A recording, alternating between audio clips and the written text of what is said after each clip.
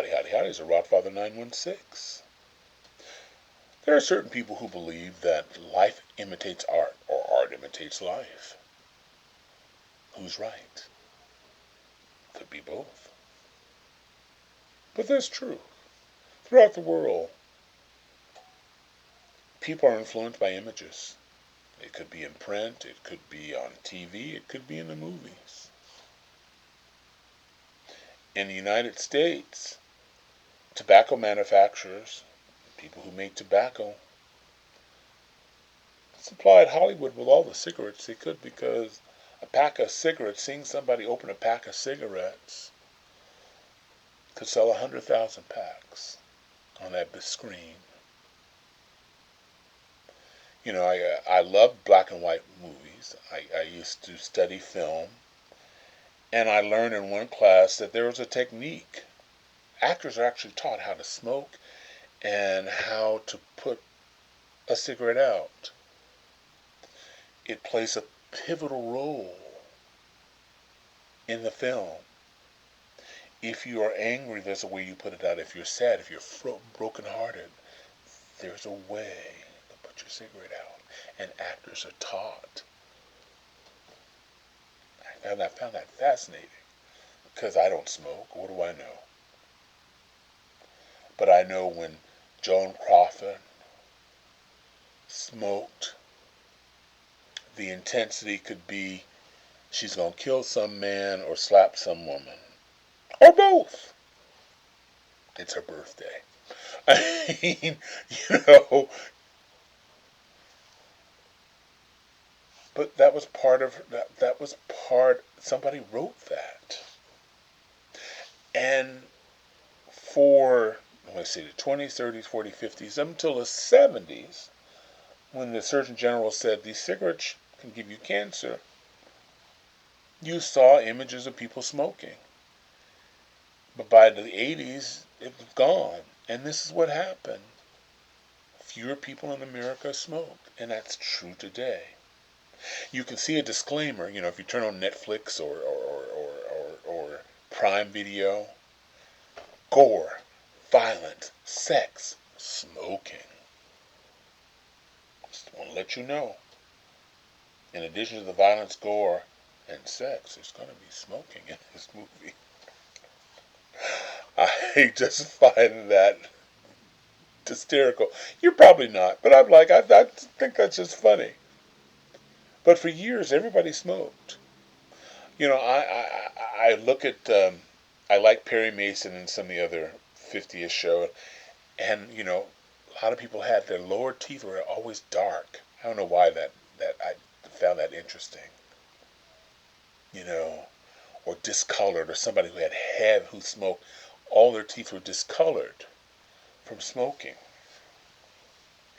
But people, images from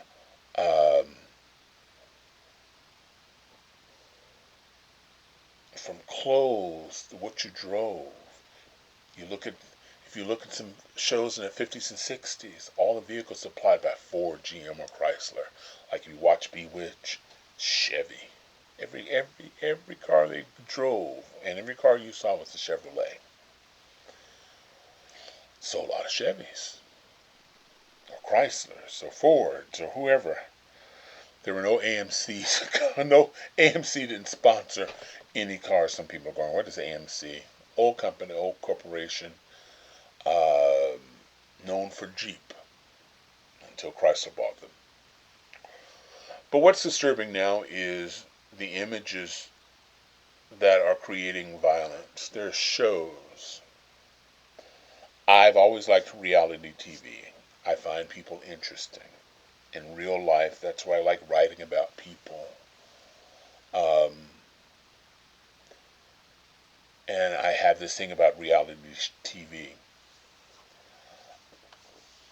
Love and Hip Hop was a show on VH1, is a show on VH1. It's got to be at least 10 years old. Its premise was to follow certain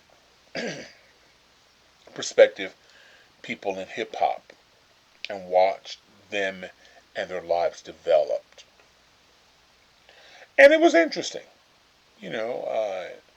Yancy and I forgot the couple that never got married. The girl had a mole. I have to look her up. I'm sorry. Um, they fought because she had a hair trigger. I mean, she was a big girl. But today, the focus over at VH1 is violence. You know, the teaser for next week on Love and Hip Hop, there's a bunch of girls fighting, and people are tuning in.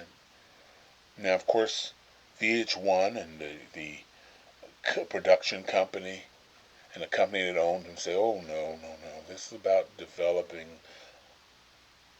stars and TV. No, the focal point at Love and Hip Hop is fighting. And if the star makes it to the pinnacle, which is a reunion, where people sometimes shoot out of the audience or shoot across the stage, and it's kind of like Springer, where they hold them just enough, not a whole lot of seriousness, but hold them back enough where they can touch each other, but not punch each other. But sometimes they slip. Oops! How did you break free? And there's another show.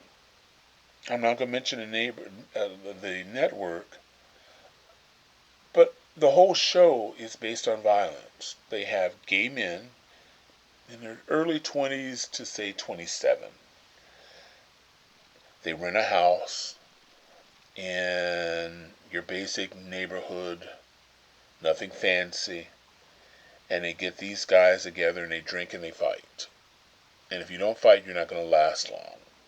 Now, I'm sure that's not what they sign up for, but that's part of being the show. And I can see producers going, well, you know, this person here won't talk to anybody. I think you should fight him. And this network has grown. And the problem for parents is they can't control it because you got phones. They can watch it in school.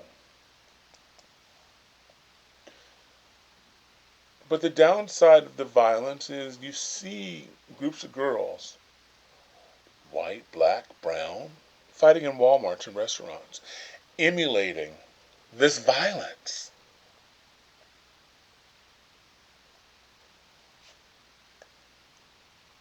The Zeus Networks, I don't know if gay men are fighting, but I imagine some may be inspired. Now, I'm sure a lot of you, again, you're looking at my gray hair and going, oh, that old guy, give him 2 chairs and a fly swatter. He just don't know. This is how things are. No, it's not. Their millennials and other generations are going, no, that wasn't us. But then they didn't have those shows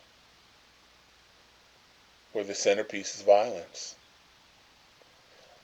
So you have, what's scary to me is that some of these babies fighting other girls, often with their children, they're standing alone as they're either getting beat up or they're beating somebody else.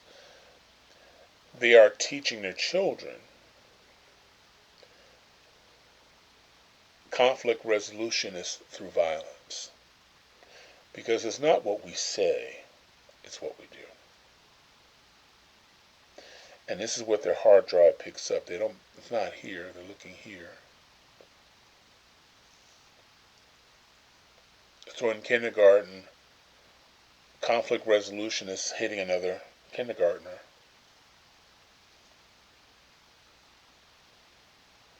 I don't know what the answer is. I don't know what the solution is. But I think it's a nice place for us to start talking about it. So I'm hoping that you talk about it. What do you think? You don't have to agree with me.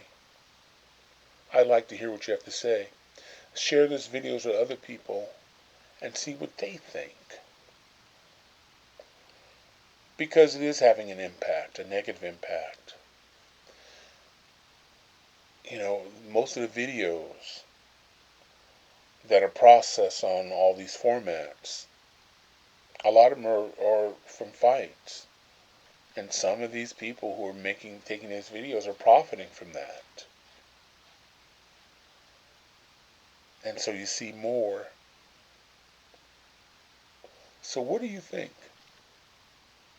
Well, I think I would appreciate it if you like, subscribe, follow, share, and talk. Let's talk. You can send me an email, but I prefer we do it there online so there's some dialogue. All I ask for you is to be respectful to other people.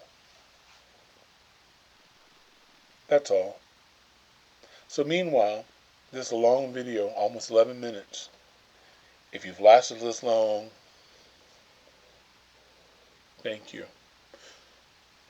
Wishing everybody love, joy, peace, and happiness. Be surprised how important that is. Thank you a lot for watching. This is the Rod Father, and I'm out.